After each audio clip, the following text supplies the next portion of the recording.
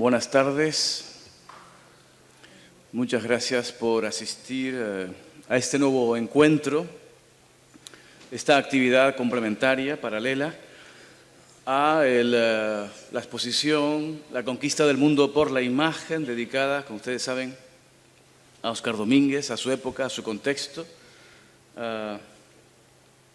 Hemos tomado el título de una publicación colectiva, casi una revista de gran interés del 1942, del grupo La Mana Plume, el grupo clandestino, la ocupación, donde Domínguez colabora de forma muy activa, realizando ilustraciones y ilustrando varios libros de poetas de aquel momento. Nos pareció que era un título, comentábamos ayer con George, que era un título muy abarcador y que daba una visión de conjunto y una visión cabal, ¿no?, del poder imaginante, de la iconografía desbordante y la versatilidad de un pintor como Óscar Domínguez.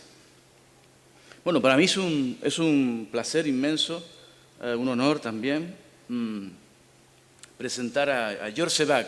Hay que decir que George no es la primera vez que está con nosotros. De hecho, ayer comentábamos que es su cuarto viaje a Tenerife. Es verdad que el viaje a Tenerife, en el caso de George Sebag, es un viaje que participa de la imaginación, porque ha visitado Tenerife muchas veces, no solamente físicamente, sino también a través del mundo, digamos, de la poesía y de su interés por André Breton especialmente y por su mundo, ¿no?, por su poética, ¿no? Sin duda, muy recordada la conferencia, la participación de George Sebag en aquella exposición, Gaceta de Arte y su época, año 96, una conferencia que tituló La carpa estrellada, precisamente que abordaba aquella visita de Breton, de Lambert, de Benjamin Perret, y la publicación Le Château Étoilé, el castillo estrellado, que aparecía en Minotaur, la revista, en el año 36, y una exposición, por cierto, comisariada por su gran amigo Emmanuel Guigon, con el que George ha hecho diversas colaboraciones y mantiene un diálogo constante, y también por Maísa Navarro. Hay que citar, sin duda, este momento, año 96. También nos visitó en el 2006 con motivo del Congreso Surrealista que tuvo lugar en la Universidad de La Laguna, que produjo el Gobierno de Canarias. Creo que en este caso era Domingo Luis Hernández también el editor de aquella publicación, y precisamente un momento en el que vinieron también grandes figuras del surrealismo, algunos que ya no nos acompañan, como Sarán Alessandrián o como el pintor Jorge Camacho, el pintor cubano Jorge Camacho. También en aquella ocasión invitamos a George a participar en el catálogo de la exposición Éxodo hacia el Sur, que paralelamente en ese 2006, Éxodo hacia el Sur, Óscar Domínguez y el automatismo absoluto. Nos parecía que la figura de Sebag tenía que estar presente en este libro, y en aquella ocasión, en aquella exposición comisariada por nuestra querida Ana Vázquez de Parga, invitamos también a participar con un texto interesantísimo, de una profundidad reflexiva muy elocuente, el automatismo, piedra angular del tiempo. Vemos que es un tema el que vamos a tratar hoy aquí, que siempre gira, digamos, en el pensamiento filosófico sobre el surrealismo, en el caso de George Sebag, ¿no? Y finalmente tenemos que citar también su tercer viaje, en esta ocasión para comisariar una exposición. Le invitamos aquí en TEA Tenerife Espacio de las Artes a comisariar una exposición sobre la colección Ordóñez Falcón de fotografía, sobre la parte, digamos, de fotografía de vanguardia, y lo tuvimos en esa ocasión con esta exposición que llamamos El azar objetivo. En fin, son muchas las colaboraciones. Yo creo que hay un recorrido de publicaciones sobre el surrealismo, sus intereses, sobre todo sobre el tiempo, sobre el azar objetivo.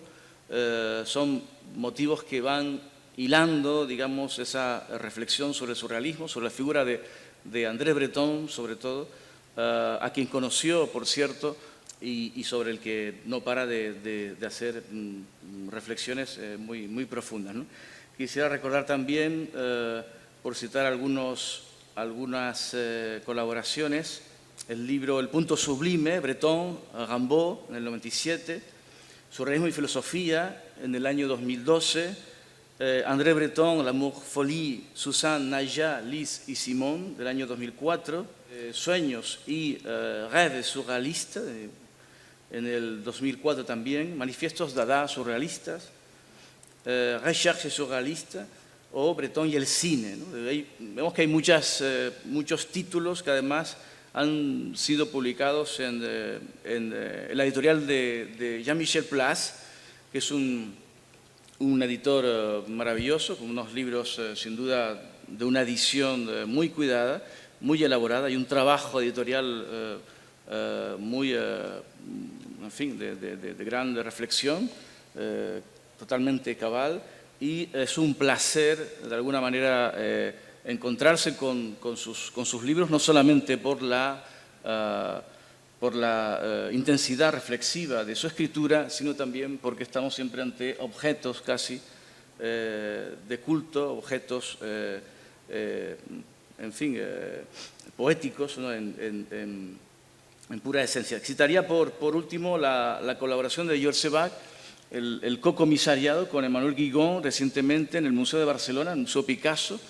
Recordarán ustedes el hallazgo entre los objetos picassianos de este objeto formidable, Jamais, de Oscar Domínguez, del año 38, que participó en la exposición de la Galería Beaux-Arts en París, y un objeto muy celebrado de Oscar Domínguez, muy citado, muy fotografiado, y que fue motivo de una exposición que giraba en torno a este objeto. Para esta ocasión, junto con Guigon, Georges Seurat pues, tuvo ocasión de también darnos a ver sus publicaciones y sus reflexiones. Muchas gracias, Georges, por tu presencia aquí una vez más y por tu visita, siempre grata. Muchas gracias, Isidro. Vraiment, je suis très flatté de Estoy muy honrado por poder presentarles algunos conocimientos sobre el surrealismo y sobre nuevas investigaciones. Isidro, de entrada me gustaría decir que me he quedado maravillado por la exposición que se exhibe actualmente aquí y que de hecho muestra el inmenso valor estético y artístico, así como humano, de Oscar Domínguez. El título de mi intervención, Oscar Domínguez y la imagen surrealista, creo que lo dice casi todo. Podríamos proponer también algún subtítulo a mi conferencia. El primer subtítulo sería simplemente el cuadro sobre el que voy a disertar en especial.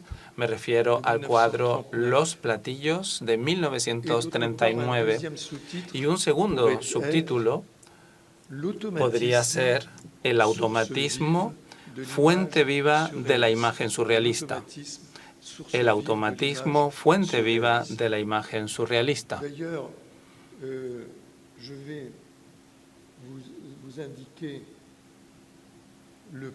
Aquí pueden observar la estructura de mi conferencia. En una primera parte, el automatismo psíquico puro y el surrealismo absoluto. Esa es la primera parte que se va a referir a la poesía surrealista generada a través de la escritura automática. En ese contexto, el automatismo psíquico puro es el concepto que se encuentra en el manifiesto del surrealismo y que define la expresión surrealista y esa expresión de surrealismo absoluto tiene que ver con la poesía surrealista. La segunda parte, titulada El automatismo absoluto, nos transporta al finales de los años 30. En esta ocasión me voy a centrar en la pintura. Es decir, en la primera parte hablaremos sobre todo de poesía y en la segunda de pintura, y vamos a ver cómo pasamos del automatismo de la escritura automática en la poesía al automatismo en la pintura en la segunda parte. En la tercera vamos a hablar de enrollamientos, rotación y teclas desmelenadas, una serie de procedimientos propios de Oscar Domínguez que se pueden resumir así. En cuarto lugar, los platillos. Precisamente es el cuadro en el que nos vamos a centrar. Y por último, la quinta parte, ojos grandes como platos. Esa expresión, ojos grandes como platos, es una expresión francesa que voy a intentar explicar. Y habrá también una sexta parte que descubrí casi a última hora y que efectivamente es un descubrimiento. Esperen al final de la conferencia y les contaré más. Así es que voy a empezar evocando algo que sin duda conocen, el juego surrealista del cadáver exquisito. Ese juego surrealista, y este es el tema de esta intervención, produce imágenes. Y tiene dos versiones. Una primera versión descubierta en 1925. Es un juego de pequeños trozos de papel plegados. Y la primera versión da como ejemplo la frase siguiente. Se trataba de componer frases por medio de varios personajes, y eso da la frase el cadáver exquisito beberá el vino nuevo, una imagen impactante. Esa versión escrita del cadáver exquisito en 1926-27 fue continuada por una versión dibujada. Así es que pasamos del juego escrito entre varios, con esos trocitos de papel plegados en los que cada jugador añadía, prolongando el dibujo precedente, se iba añadiendo una parte. Y en la versión dibujada, muy a menudo el juego del cadáver exquisito permitió observar cómo aparecía un cuerpo cortado en pedazos. Así es que podríamos decir que la escritura automática y el automatismo en la pintura, y ese es nuestro tema precisamente, siguiendo en la imagen del cadáver exquisito, escrito o dibujado, la escritura automática, por tanto poética, y el automatismo plástico de la pintura se muestran como fuentes vivas de la imagen surrealista.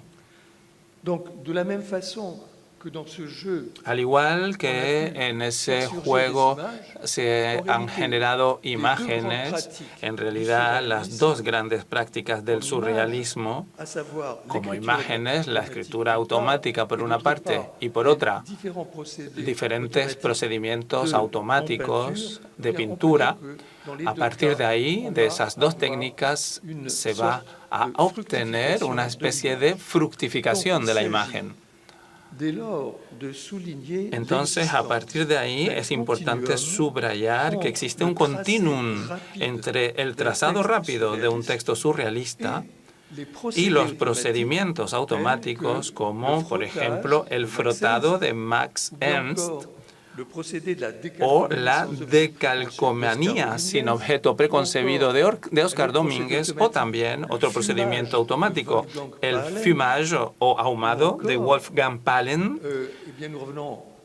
y volvemos a Domínguez en otro periodo que también nos vamos a centrar en él. Me refiero al litocronismo de Domínguez. No obstante, a lo largo de nuestra exploración, de nuestra investigación, veremos que una parte se refiere al collage. Voy a introducir luego ese término intermedio de collage. Y la imagen surge a partir de todas esas expresiones que acabo de mencionar y también a partir del procedimiento del collage.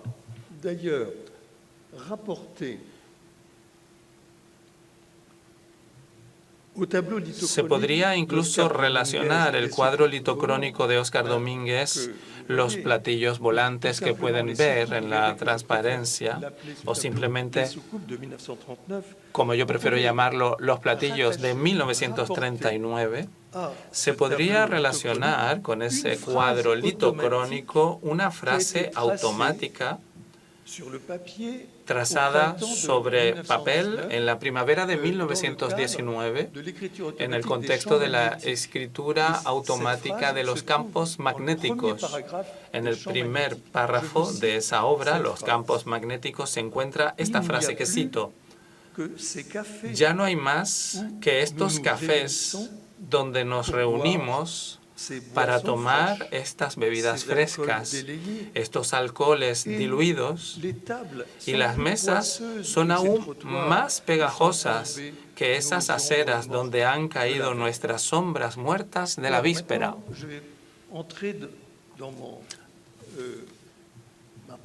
Ahora voy a pasar a la primera parte sobre el automatismo psíquico puro y el surrealismo absoluto, que se refiere al automatismo en poesía. En enero de 1919 y hasta el final de su vida, André Breton, y voy a utilizar una expresión con la palabra automático, Breton escuchó lo que va a denominar un mensaje automático. En enero de 1919, cuando se estaba durmiendo, se le aparece un mensaje y ese mensaje automático produce una imagen. Y cito textualmente ese mensaje que le perturbó cuando lo escuchó, que dice: hay un hombre cortado en dos por la ventana. Hay un hombre cortado en dos por la ventana. Esa imagen, ese mensaje resonaba en su cabeza, se lo pueden ver, y eso genera una imagen. En función de esa escucha, de ese mensaje que le perturbó, Breton dijo que había que ir en ese sentido, y así lanzó la experiencia de la escritura automática en la primavera de 1919 con Philippe Soupault. Después, rápidamente después, Louis Aragon, por ejemplo, uno de los compañeros de Breton en aquel momento, empezó también a hacer escritura automática. Pero en la misma época, ya he mencionado los collages, en esa misma época surge un interés particular por el collage. Y voy a explicar cómo poco a poco Breton da forma a lo que se puede denominar el collage surrealista. En julio de 1918, aquí pueden observar otra versión de los platillos que se denomina el filósofo.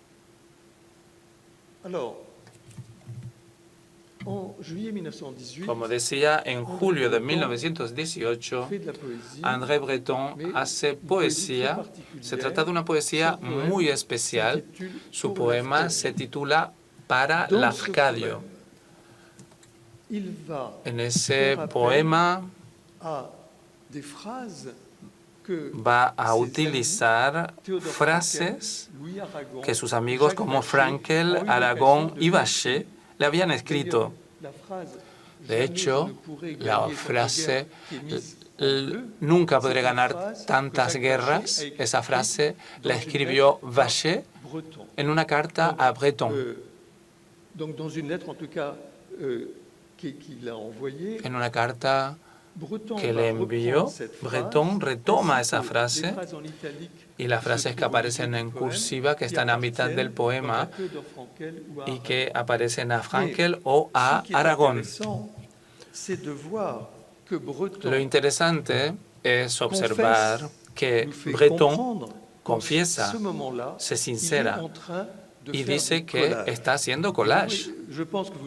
Creo que pueden leerlo al final del poema, donde dice: más vale dejar decir que André Breton, que recibe contribuciones indirectas, se dedica al collage esperando la jubilación.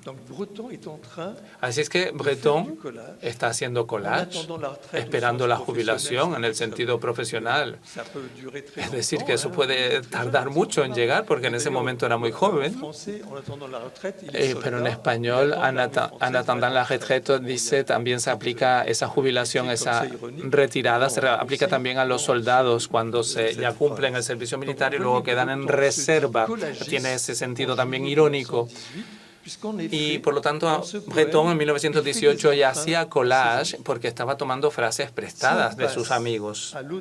Si pasamos ahora al otoño de 1918, aquí pueden ver que es capaz de confeccionar una carta collage.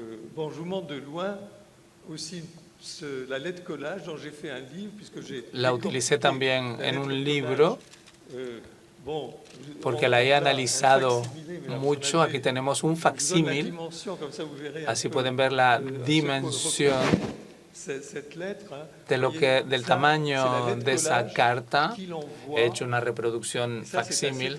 Es la carta que envía, y eso es dramático, trágico, porque envía esa carta a su amigo Jacques Vacher el 13 de enero de 1919 y no sabe que la semana previa justamente Jacques Vacher había muerto, estaba de permiso, era soldado, pero falleció junto a otro soldado porque ambos habían tomado demasiado opio.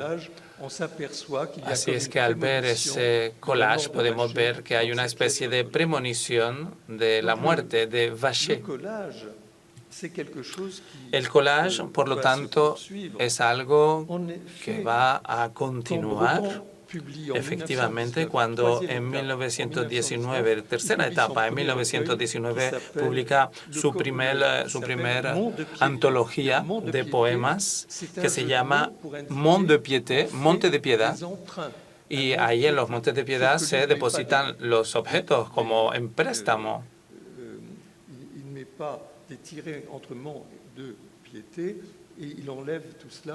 No escribe como se escribe en francés, con guiones en medio de las palabras, pero ahí queda clara la idea de crédito, de préstamo, que queda indicada ya en esa antología, en el título de esa primera antología de Breton.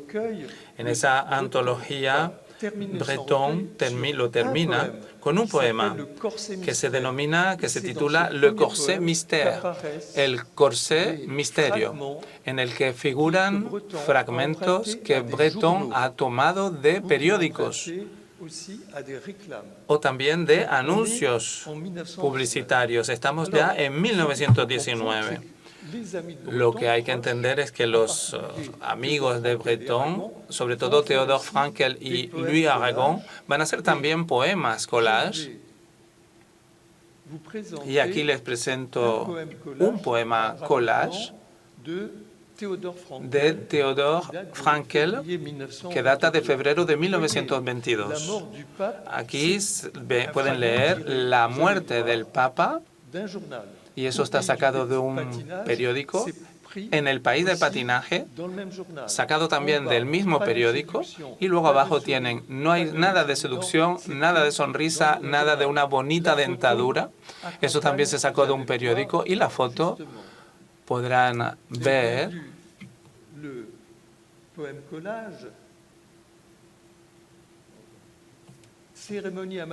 aquí, pueden leer Ceremonia en Madrid por la muerte del Papa. Y de ahí Frankel sacó esa parte de su título, La muerte del Papa, y lo de el cortejo fúnebre en el país del patinaje. De ahí cogió también esa parte de su collage y la foto al mismo tiempo. Y por último, el resto de las letras que aparecían abajo lo ha tomado de este anuncio de un dentífrico.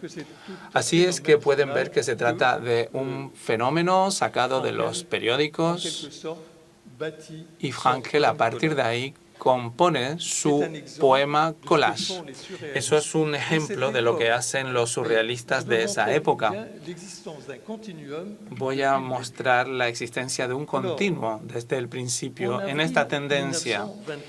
En abril de 1924, André Breton, con todo su círculo de amigos, entonces en el taller de André Breton, en el número 42 de la calle Fontaine, hay una verdadera sesión surrealista y que tiene como orden del día la elaboración de textos automáticos y de poemas collage. Es decir, que los surrealistas, todos juntos, con cuadernos de escuela, de escolares que él ha distribuido a sus amigos, van a elaborar textos de escritura automática y poemas collage. En ese momento participaron Aragon, Jacques Baron, Jacques-André Boiffard, André y Simone Breton, Joseph Deltel, Robert Desnos, Georges Limbourg, Max Morisot, Pierre Naville, Marcel Noll, Benjamin Perret et Roger Vitrac. A título de ejemplo, les muestro un poema collage que se encuentra en un cuaderno de Simone Breton. Aquí tienen un ejemplo de un poema collage de esa época. Paso a continuación al automatismo psíquico puro y al surrealismo absoluto, que es el título de esta parte. En el manifiesto del surrealismo de octubre de 1924, Breton prefirió, más que utilizar el término de inconsciente, prefirió elegir la definición de surrealismo ante todo como un automatismo psíquico puro. El aspecto automático del automatismo es central, es fundamental para él. Además, cuando enumera la lista de los 19 poetas que han dado prueba de surrealismo absoluto, utiliza esa expresión, surrealismo absoluto, quiere decir que todos los poetas enumerados, todos se han dedicado a dos prácticas fundadoras del surrealismo, la escritura automática y el poema collage. Precisamente este libro, que se llama Cahiers surréalistes, cuadernos surrealistas, nos muestra cómo algunos surrealistas elaboraron poemas collage, y por eso en el mes de octubre los califica como surrealistas, porque de alguna manera han hecho actos de surrealismo absoluto.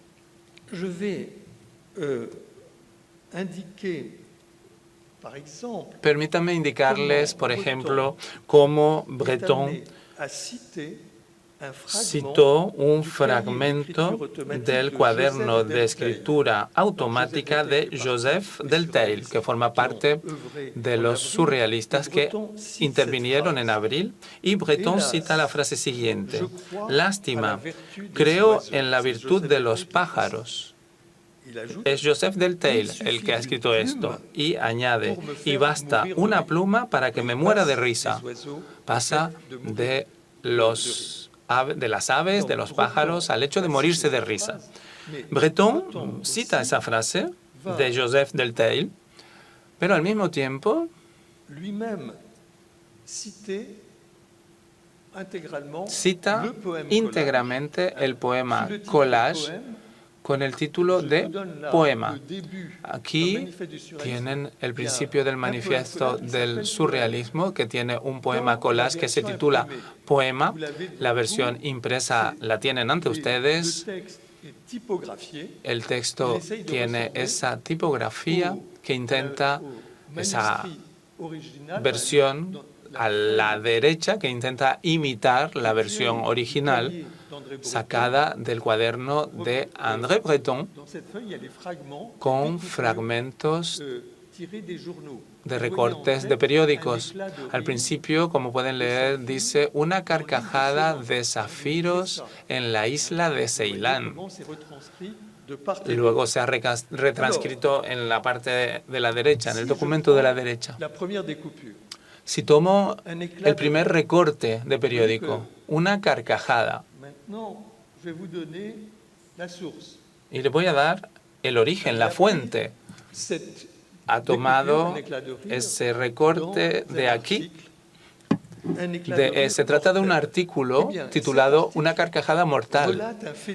Ese artículo cuenta un suceso, el de la muerte brutal de una joven inglesa que le dio a la que le dio un ataque de risa durante la proyección de una película cómica y se murió. Breton conservó esa carcajada, quitó la palabra mortal, pero ese es el origen, esa es la fuente de ese recorte de periódico. Y lo que es interesante es que les acabo de citar a Delteil.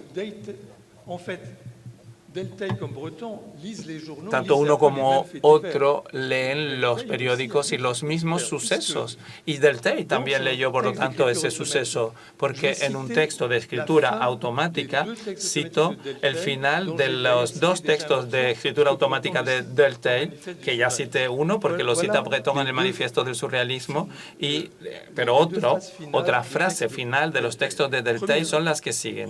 En primer lugar, el primer texto dice así: además, no creo en la muerte. Así sea. Por toda respuesta, Colombina se puso a reírse de una forma muy grosera. La muerte y la risa se siguen asociando. Y tomo el final del segundo texto que dice: y basta una pluma para que me muera de risa. Ven la idea de morir de risa. Con un ataque de risa, Delteil utiliza esta idea en su texto de escritura automática. Por lo tanto, hay un collage de alguna forma en la escritura automática que viene de los poemas collage. Lo que quiero decir es que las imágenes surrealistas surgen tanto de la pluma del escritor como de la descontextualización de los títulos de periódicos y de los carteles publicitarios. Y esto es una observación importante, porque hay que saber que en el manifiesto surrealista el tema central es el automatismo, pero es el automatismo en la poesía y no en la pintura. Y precisamente ahora paso a la segunda parte, donde voy a abordar el automatismo en la pintura, el automatismo absoluto en la pintura. Breton va a hacer una especie de resumen de lo que es el automatismo en pintura en el último número, en la última entrega de la revista Minotauro de mayo de 1939, y cito ese artículo titulado Sobre las tendencias más recientes de la pintura surrealista.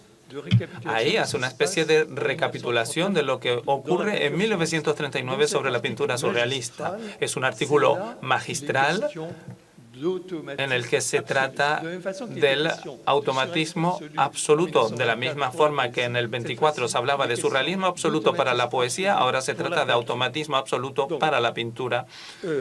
Por lo tanto, Breton va a aprovechar esta ocasión para manifestar que es, en su opinión, a diferencia de la escritura automática,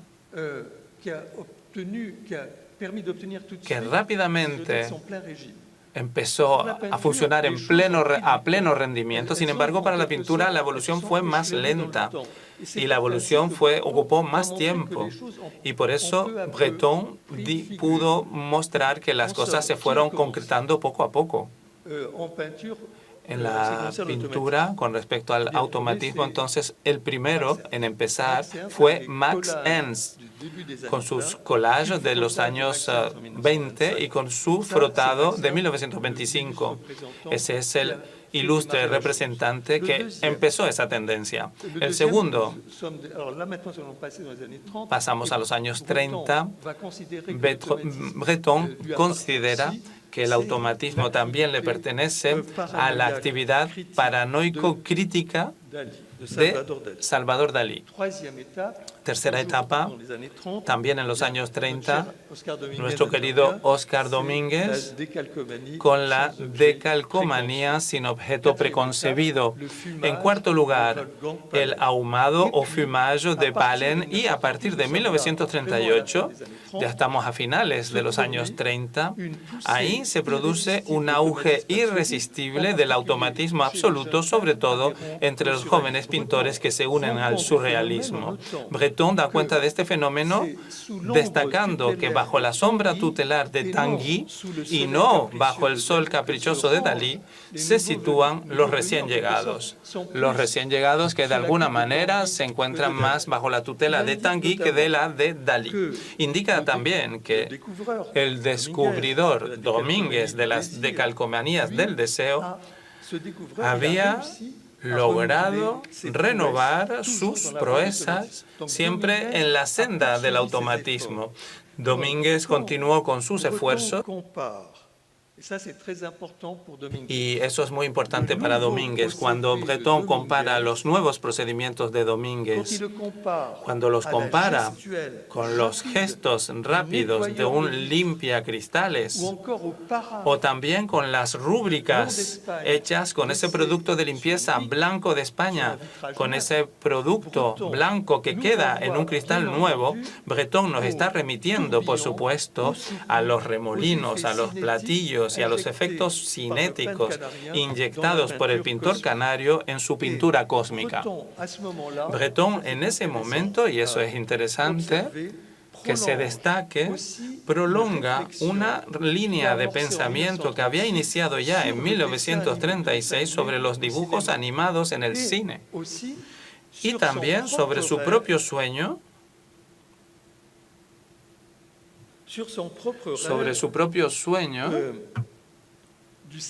del 7 de febrero de 1937, en el que contempló al pintor Domínguez. En su sueño, Breton estaba en el taller de Domínguez y vio que estaba pintando un cuadro, un lienzo, y ve que Domínguez estaba haciendo una retícula de leones que se hacen felación entre ellos, y esas imágenes deslumbrantes y eróticas se van a transformar al final en una aurora boreal. También destaca que los pintores automáticos, los pintores automatistas, están obsesionados por la noción de espacio-tiempo o de cuarta dimensión, como puede verse en la frase textual que cito textualmente de Breton, que dice: paisajes con varios horizontes, de Roberto Mata. O también, y cito a Breton otra vez, en la curva maravillosamente flexible de Onslow Ford. Estos son los nuevos pintores, los más jóvenes, Mata, Ford, y también otro que no es tan nuevo, los cuadros litocrónicos de Domínguez. Y ahí, en esa ocasión, con respecto a Domínguez, cita un largo texto que Domínguez escribió en colaboración con Ernesto Sábato sobre las superficies litocrónicas y la petrificación del tiempo. Lo que es destacable es que Breton concluye ese artículo importantísimo de 1939 hablando del litocronismo, una teoría y una práctica de la petrificación automática del tiempo. el automatismo absoluto, y ahora me gustaría insistir en ese aspecto. El automatismo absoluto no es solamente un procedimiento plástico, sino que también es una experiencia indisociable de una magnetización, de una imantación de los acontecimientos al ritmo de un tiempo que no es el tiempo habitual. Es un tiempo que podríamos denominar un tiempo sin continuidad. El collage automático de los acontecimientos que observamos en un azar objetivo, ese collage tiene su exacta contrapartida en un cuadro o en un objeto litocrónico. Del mismo modo que el cine es un collage de duraciones fílmicas, y de la misma forma que el dibujo animado es una animación de objetos inanimados, hay que considerar la pintura litocrónica de Domínguez, y eso se puede extender también, esa experiencia a Mata, a Onslow Ford o a Frances. Hay que también considerar la fotografía litocrónica de Raoul Ubach, o incluso los dibujos y los objetos litocrónicos de Seligman, y por supuesto las obras de Domínguez. Hay que considerarlas todas como expresiones del automatismo, pero también como una síntesis o un collage de duraciones. Hay que destacar que en su edición de 1965, el surrealismo y la pintura, en su última edición, de 1965, hay algo sorprendente, porque Breton elige ilustrar su texto sobre las tendencias más recientes de la pintura surrealista, el que ya acabamos de mencionar, publicado en la revista Minotaurio de 1939. Pone en esa revista, uno junto a otro, un lienzo de Tanguy de 1936, dice el orador, de 1930 en la diapositiva, y de Oscar Domínguez, el pensamiento interrumpido por un objeto blanco. Es importante relacionar el litocronismo de Domínguez con todo el mundo litocrónico también de Yves Tanguy. Eso en cuanto al periodo del surrealismo absoluto en la pintura. Y ahora voy a hablar más de Oscar Domínguez. Todo esto servía de introducción para llegar a Oscar Domínguez, porque solo se puede entender a Domínguez si se le vincula de forma considerable a lo que ocurre antes. Y eso es lo que es extraordinario, que Oscar Domínguez, si lo puedo decir en estos términos, se impregna en su tierra canaria, pero también se impregna de la tierra del terreno surrealista. Así que pasa a la parte denominada enrollamiento, rotación y teclas desmelenadas. Domínguez inmoviliza el movimiento y petrifica el tiempo.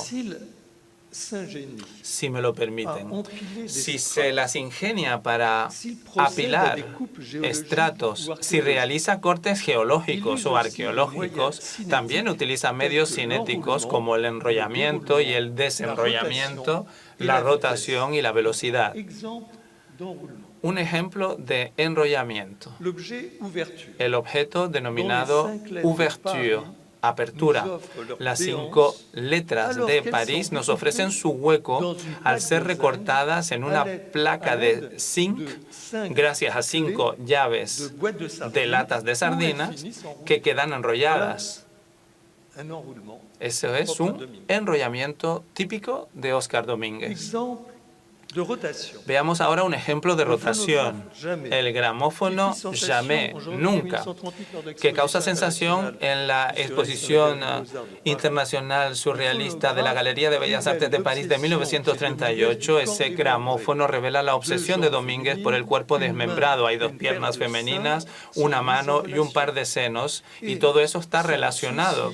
Y su deseo es poner en movimiento ese objeto, que de estático se convierte en un objeto dinámico. Las piernas se precipitan hacia la bocina del gramófono o la falda del gramófono, mientras que la mano roza continuamente el plato giratorio, que además tiene un par de pechos que giran eternamente. Y jamais, nunca, giran eternamente, precisamente. Y aquí la sensación táctil, por lo tanto, rivaliza con el sentido del oído.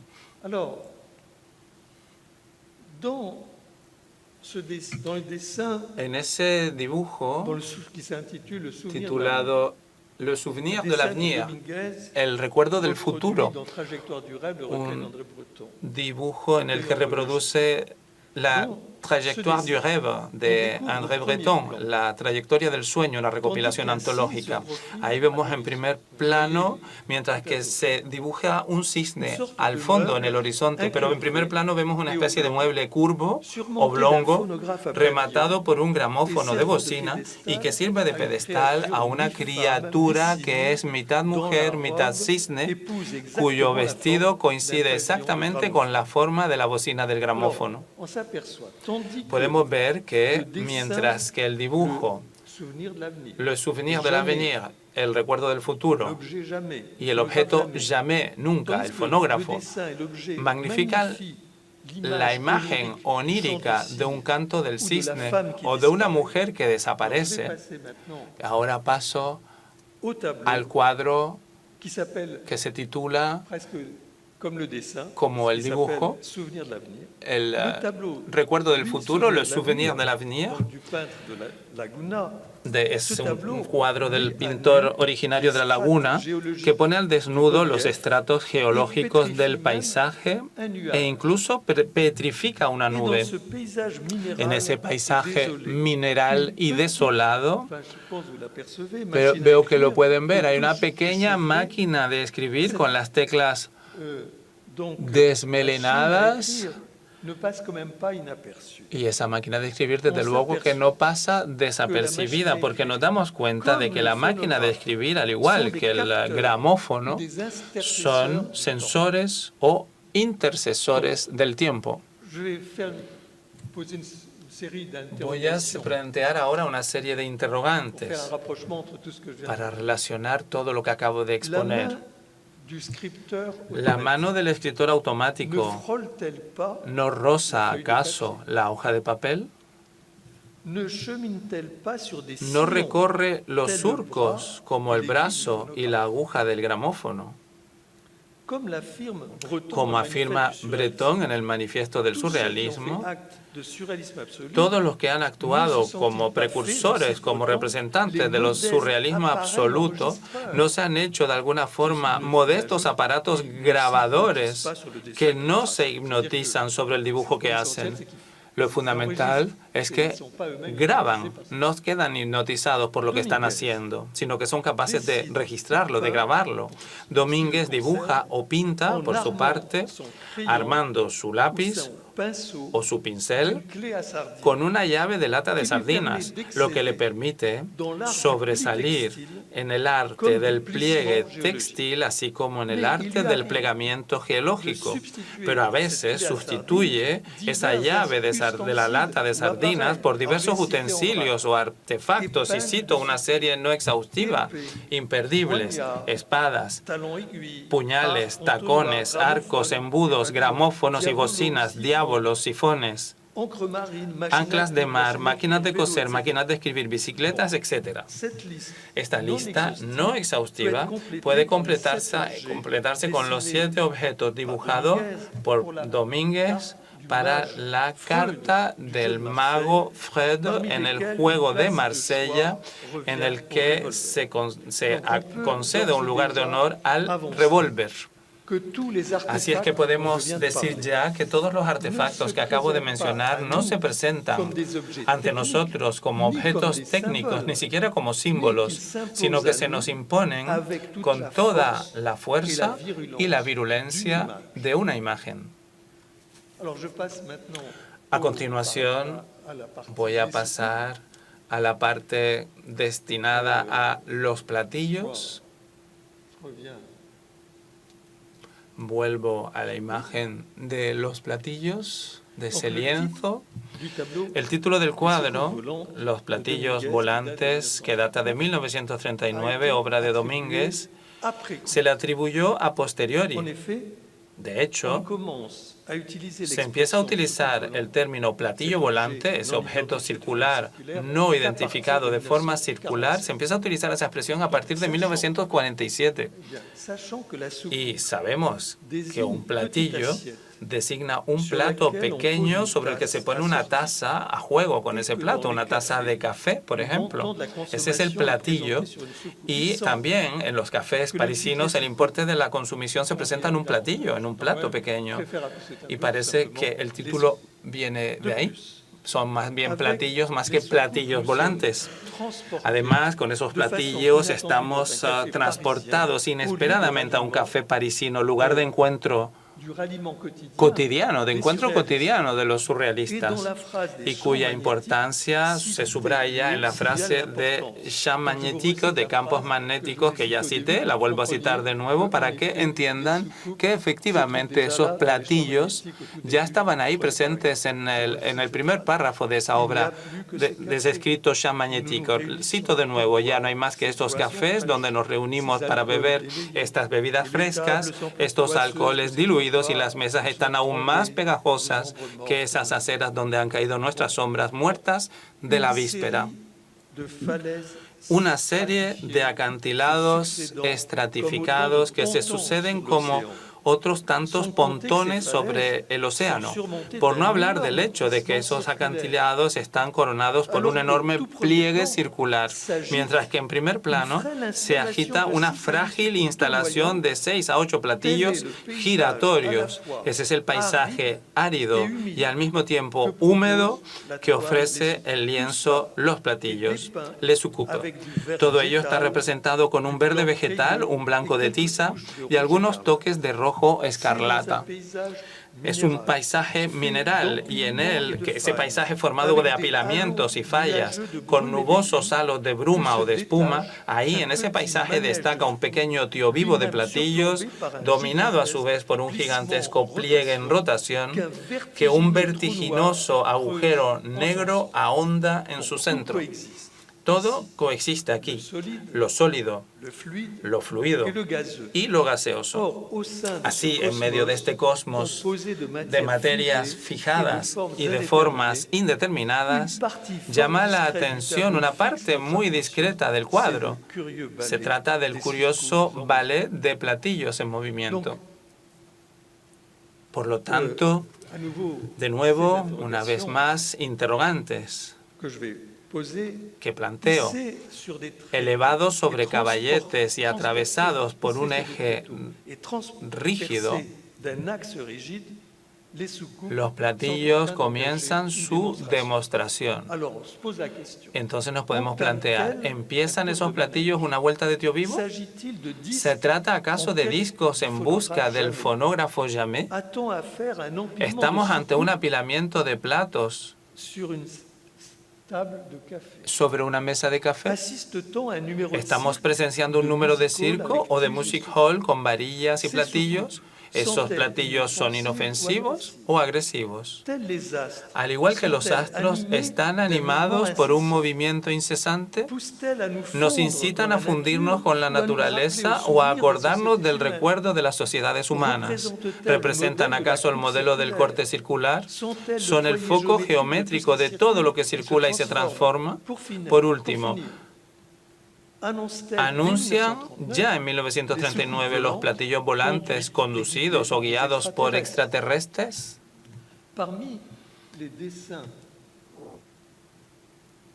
Entre los dibujos que Domínguez realizó en Marsella durante el invierno de 1940-1941, va a hacer eclosionar un florecimiento de platillos con un motivo puramente vegetal. Con Isidro, me parece que es el que me va a convencer. Ese dibujo colectivo que les muestro, los dibujos de abajo, los dos de abajo, ahí tenemos los dibujos verdaderamente hechos por Domínguez, porque se trata de una composición colectiva con varios participantes. Estamos realmente en un régimen surrealista que es colectivo, no colectivista. En particular, destaco entonces ese dibujo de platillos vegetales de Óscar Domínguez. Y paso ahora a la última o penúltima parte de mi intervención, denominada ojos grandes como platillos, como platos. Durante los años 30, numerosas idas y venidas reflejan una estrecha relación entre André Breton y Oscar Domínguez. Basta con recordar, por ejemplo, que fueron sucesivamente amantes de Lila Ferry.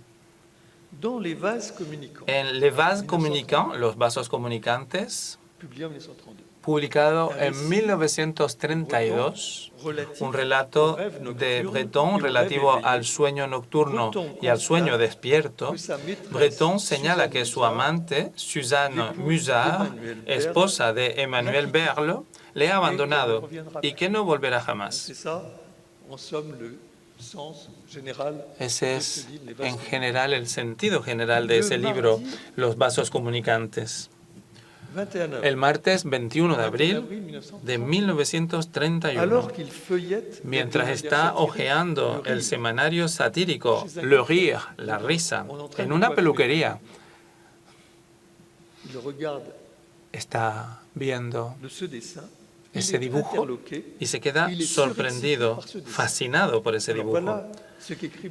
Y les leo lo que escribe Breton en Les Vases Communicants, los vasos comunicantes. No podía creer lo que veía. Un dormitorio y en la cama una mujercita, más que rubia, con los ojos grandes como platos, y que sin duda la luz de la mañana hacía casi parecer como desorbitados. Esa mujer girada hacia un hombre moreno, calvo, con nariz aguileña, con batín, con galones y con una taza en la mano. Eso es lo que escribe Breton cuando comenta ese dibujo. Ese dibujo y su pie de foto, Breton explicó por qué le llamó tanto la atención. Lo van a entender, porque ese dibujo deja entender claramente que el marido que lleva el café a la cama, a su mujercita, es cornudo. Y Breton no le cuesta nada a Breton identificar en esa escena a Suzanne Musard y a Emmanuel Berle.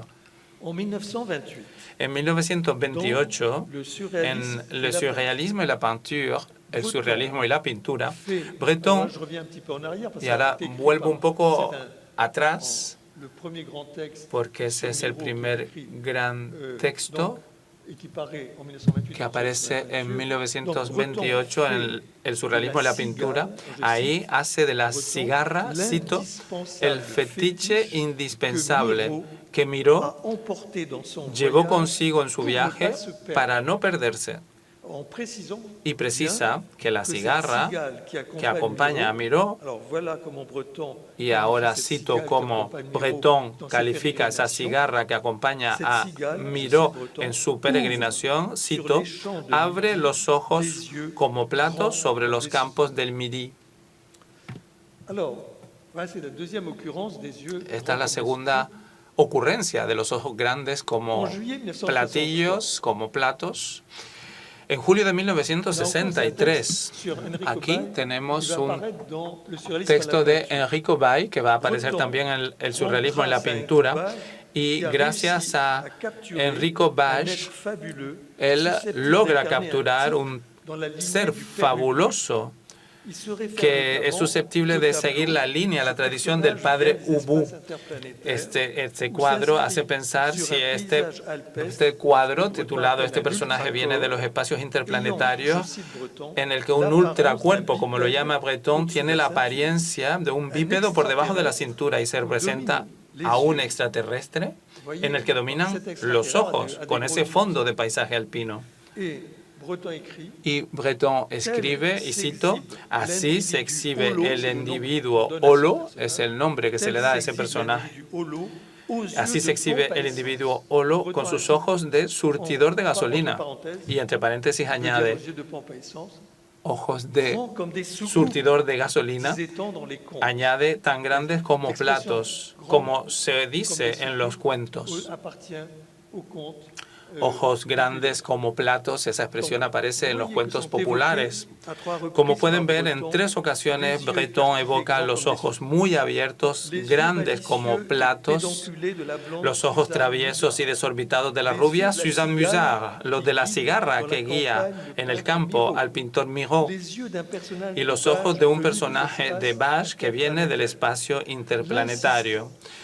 La insistencia en relacionar la apertura máxima de los ojos con los platos, permite sugerir que esos platillos son a su vez grandes ojos.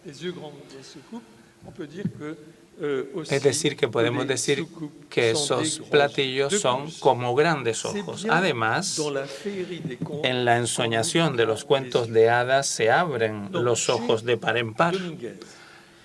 Para Domínguez, el automatismo absoluto de su periodo litocrónico y cósmico es una vívida fuente de imágenes. En los platillos, el soporte de los platillos, aunque ocupe una pequeña superficie del cuadro, pero es la poderosa imagen que se le impone, sabiendo que detrás de esos platillos se perfilan unos ojos abiertos como platos. En los platillos hay que ver ojos abiertos como platos. Ojos. Así que, en ese sentido, hay que recordar que la noche del 27 al 28 de agosto de 1938, en plena pelea con Frances, Domínguez le hiere accidentalmente, hiere a Victor Brauner, precisamente a Victor Brauner, que pierde el ojo izquierdo. Pierre Mabille relacionará esa enucleación con una serie de cuadros premonitorios pintados por Brauner. Entre esos cuadros hay que hacer un lugar aparte al titulado Paisaje Mediterráneo, Paysage Méditerranéen, de 1932, en el que un personaje masculino tiene un ojo perforado por una varilla rematada con la letra D, que precisamente es la inicial de Domínguez.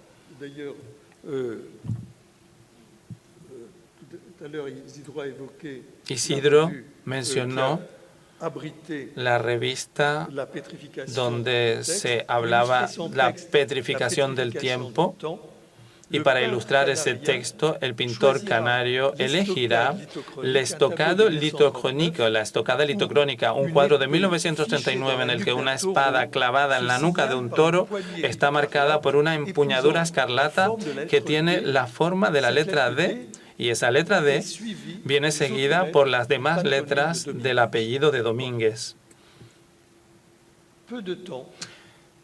Poco antes de su suicidio, Domínguez evocará una última vez la enucleación fatal de Brauner pintando Le Clown, el payaso, con ese rostro salpicado o tatuado con numerosos platillos. Y llego casi a la conclusión, voy a decir provisional, mi conclusión provisional, y van a entender por qué. En cualquier caso, el cuadro Les Ocupo, los platillos con esas varillas rígidas, no se contenta con apuntar a la enucleación del ojo izquierdo de Brauner. El cuadro tiene también la virtud de llevarnos hasta las mesas de un café para refrescarnos, de llevarnos bajo la carpa estrellada de un circo para hacernos reír, para encantarnos, de llevarnos también sobre las rocas al borde del océano para oler la resaca de las olas, o todavía llevarnos también a la cima de una montaña mágica para meditar o para acechar en busca de un extraterrestre, sin olvidar que el cuadro Les Ocupo, los platillos, también posee la virtud de imaginar una infinidad de circuitos, uniendo ciudades en especial como París y las Islas Canarias.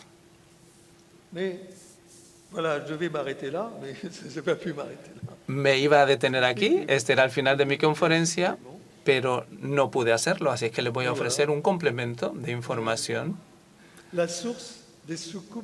La fuente de los platillos de Domínguez, algo preparado a última hora. Con suerte hemos encontrado la fuente del cuadro de Domínguez. El 1 de agosto de 1933, en la página 4 de Le Petit Journal, el pequeño periódico, inventaba un juego para sus lectores. Se invitaba a los lectores a que enviaran una fotografía que pegara con una leyenda propuesta por el periódico. A título de ejemplo, se envió una primera leyenda y una foto que servía para ilustrarla. La leyenda que se proponía para acoplarla a esa foto, no creo que puedan leerla desde ahí, así es que les cito el texto de la leyenda propuesta en primer lugar. La escena ocurre en la terraza de un café y la leyenda dice, es una conversación entre el camarero y el cliente. El cliente le dice, dígame, señor propietario del café, ¿tiene bonitas piezas de plata nuevas? Seguramente en aquella época había monedas de plata muy nuevas, me imagino. El cliente le plantea eso al propietario del café y el propietario dice, por supuesto, señor, tantas como desee. El cliente responde, oh, qué amable. Justamente, yo no tengo ni una perra. Es un humor así y el diálogo había que ilustrarlo. Y entonces en la foto, en el papel del cliente, figura el surrealista Maurice Henry, que también él era periodista en el Petit Journal. Y en el café del propietario del café, que escucha atentamente, es Oscar Domínguez en persona. En la mesa hay un apilamiento inestable de platillos que testimonia que el cliente ha vivido mucho. Quizás está un poco inestable también, así es que decididamente los platillos, ese lienzo que gira hasta el vértigo, transporta a un café de París sobre las costas y las cumbres de Tenerife.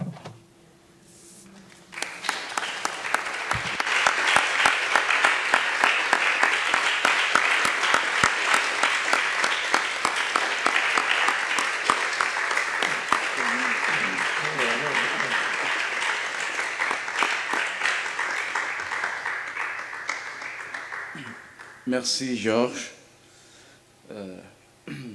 Toujours fantastique. En fait, je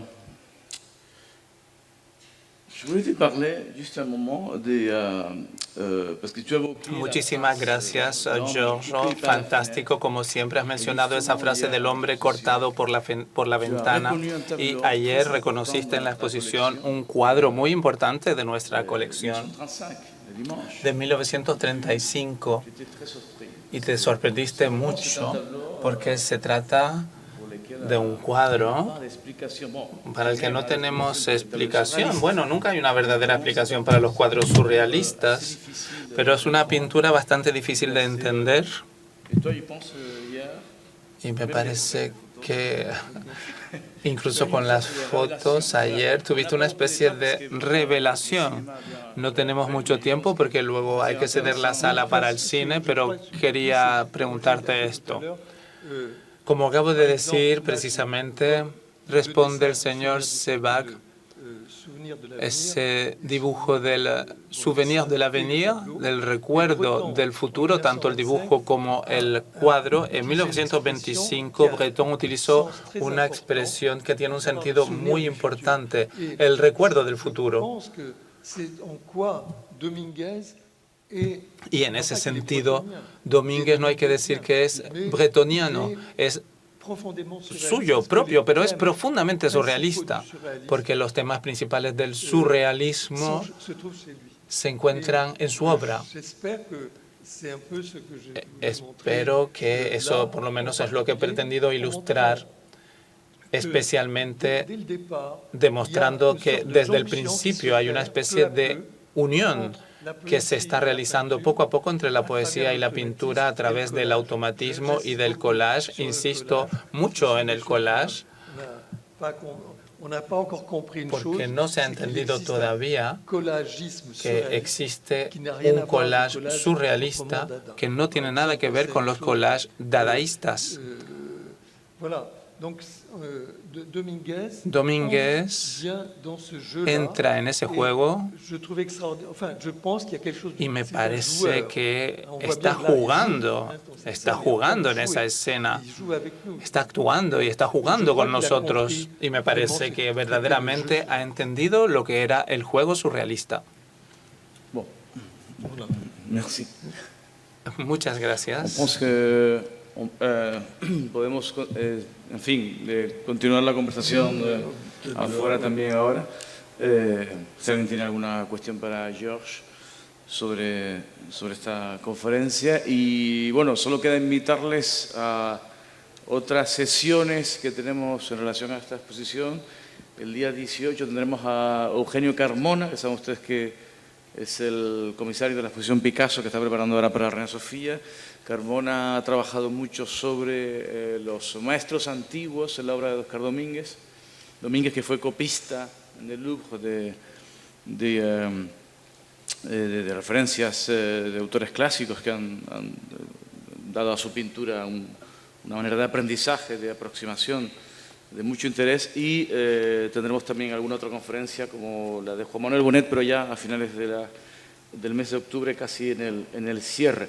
Muchas gracias por la presencia, por la asistencia aquí. Tenemos ahora en breves minutos una inauguración en la sala B de TEA, en el piso inferior.